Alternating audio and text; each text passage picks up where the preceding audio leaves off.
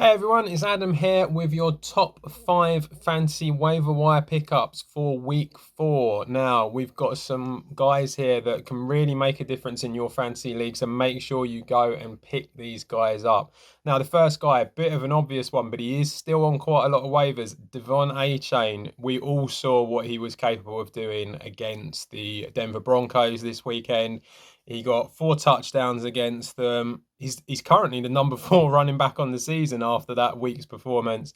I think that he's definitely someone that you want to be going and picking up. It is a bit of an obvious one, but definitely make sure that you check him out on your waiver wire because he is still on a lot of waiver wires at the moment.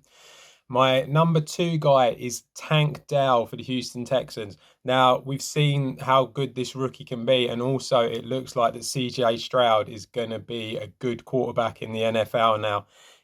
Tank Dell had 145 yards, 1 touchdown against the Jacksonville Jaguars.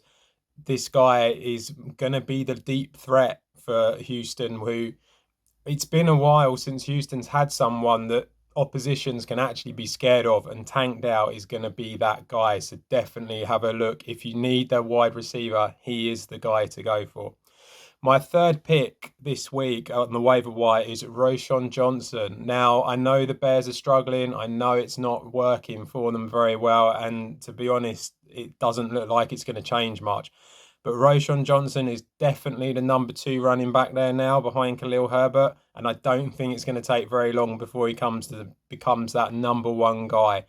He just looks better when you see him on tape. He just looks like he's got more about him than what Khalil Herbert does.